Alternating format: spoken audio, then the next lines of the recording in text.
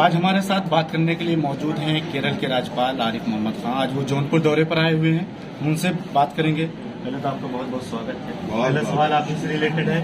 اس سمے کیرل سرکار اور آپ کے بیچ بڑی تلخیاں دیکھی جا رہی ہیں. کیرل سرکار کا آپ کے اوپر آروپ ہے کہ آپ اپنے چانسلر پد کا درپیوگ کرتے ہوئے سنگھ کی وچار دھارا کو لاگو کرنے کی کوشش کرتے ہیں. اس پر آپ کیا پڑھتے ہیں؟ میں اس ملک میں بولنے کی عادت ہے ہر کسی. میں نے کہا کہ میں 3 سال ہو گئے مجھے. آپ ایک آدمی کا نام دکھا دیجئے جسے میں نے اپنے اختیارات کا استعمال کر کے کسی یونیورسٹی میں یا کسی بھی جگہ رکھا ہو جس کا تعلق RSS. ایک نام دے دیجیے, لیکن میں کسی کو روکوں گا نہیں, نہ مجھے جواب دینے کی ضرورت ہے. میں اور یہ بات دھیان رکھیے, گورنر کا ایکشن کورٹ میں چیلنج نہیں ہو سکتا, لیکن چانسلر کا ایکشن کورٹ میں چیلنج ہو سکتا ہے. اگر آپ کے دماغ میں کوئی بات ہے آپ عدالت جائیے. آپ گئے عدالت اور آپ نے کہا کہ چانسلر کو ہٹانے کا اختیار نہیں. عدالت نے کہا پھر کس کو اختیار ہے اگر چانسلر کو نہیں ہے؟ ابھی تو بات ہے پچھلے ہفتے کی. وہ گئے عدالت نے کہا نہیں, چانسلر کو دیجیے اپنا ایکسپلینیشن. چانسلر کی اتھارٹی ہے تو کیسے ان کی کہنے سے مان لیا جائے کہ میں تجاوز کر رہا ہوں. آپ دیش میں مہیلاؤں کی مضبوط آواز مانی جا رہے ہیں. آپ نے یہاں تک کہ شاہ بانو کیس میں اپنا منترالیہ پد بھی تیاگ کیا تھا, لیکن اس وقت جو ایک ماحول دیکھا جا رہا ہے کہ آزادی کو لے کر بڑا وواد چل رہا ہے. کوئی حجاب پہننے کی آزادی کو لے کر وواد کر رہا ہے تو کوئی حجاب نہ پہننے کی. تو ایسے میں ایک راجپال ہونے کے ناطے, دیش کے ایک راجپال ہونے کے ناطے, پردیش کے, تو ایسے میں آپ کی کیا پرتکریا ہے؟ میرا آپ سے پوچھنا یہ, آپ کو نمبر معلوم کتنے ضلع ہندوستان میں جہاں مسلم مہیلائیں سپرنٹینڈنٹ آف پولیس ہیں؟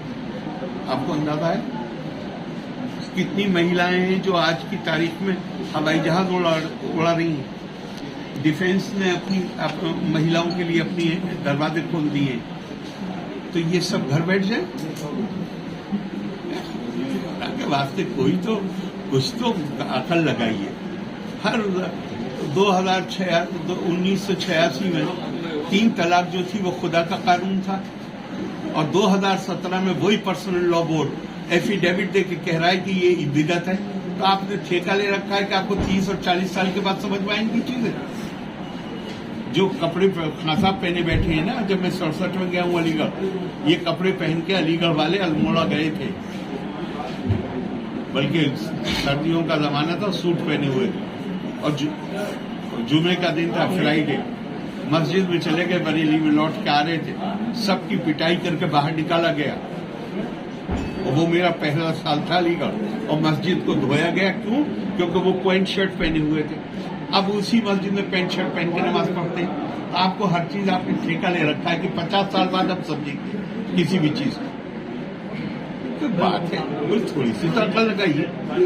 کتنی مسلم لڑکیاں ہیں جو سپرنٹینڈنٹ آف پولیس ہے, ڈسٹرکٹ مجسٹریٹ ہے, وہ اس احساس گناہ کے ساتھ زندہ رہیں گی کہ حجاب ضروری ہے اور ہم حجاب نہیں, وہ حجاب پہن کے اپنا کام ہی نہیں کر سکتے. تو یہ حجاب کا معاملہ نہیں, یہ معاملہ ہے جس طرح 1986 میں تھا. آخر کیوں بدلا ان لوگوں؟ میں آپ سے پوچھتا ہوں, میرے اوپر تو کفر کے فتوے لگائے, پھر 2017 میں کیوں اپنا اسٹینڈ بدل لیا اور کہا کہ ہم ختم کریں گے طلاق کی بدت؟ یہی اسٹینڈ ہے, کچھ اور ہے 2017 میں. یہی بات اگر 1986 میں کہہ دی ہوتی تو یہ ملک کتنی مصیبتوں سے بچ جاتا.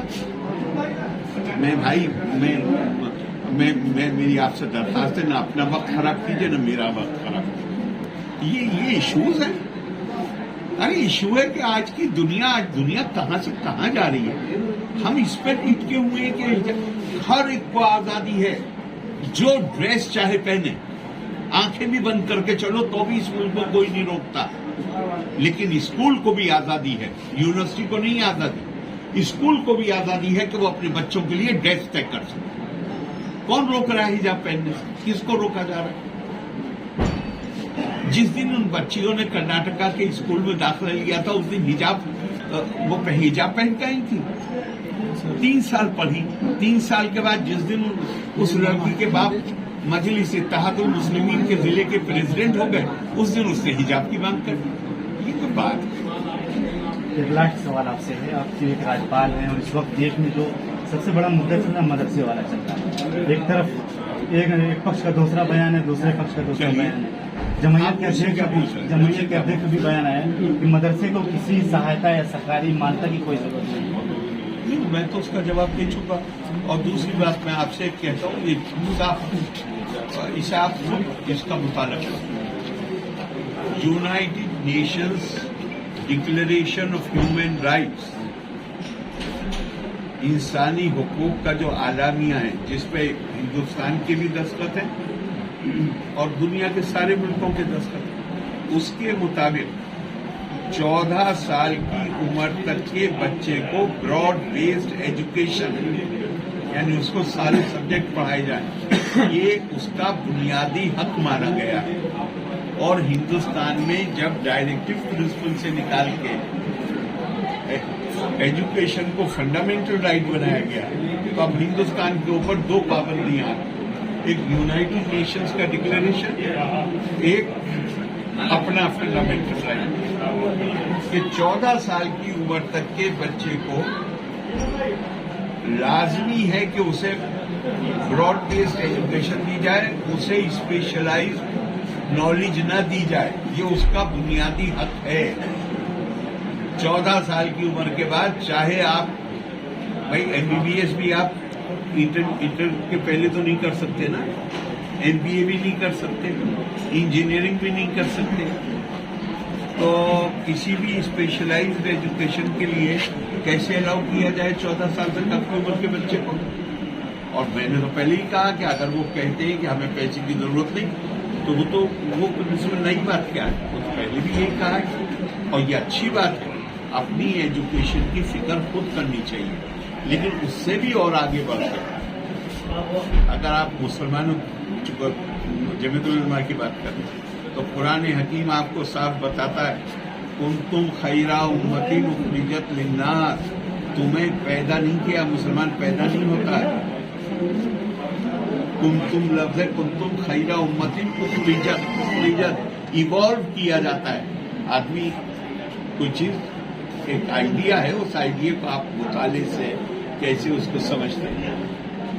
तअमुरून बिल मारूफ व तनहौना अनिल मुनकर वलौ काना अहलल किताब लकान खैरुल लहुम मिनहुमुल मुमिनूना व अक्सरुहुमुल फासिकून, यानी तुम्हें इवॉल्व किया गया है लोगों की भलाई करने के लिए। तो क्यों सिर्फ आप अपने मदरसों में तो सिर्फ आप अपनी बच्चों को पढ़ा रहे हैं ना, आप वो इदारे क्यों नहीं कायम करते कि जो आप कुरान के मुताबिक सबकी खिदमत कर सकते, क्यों नहीं?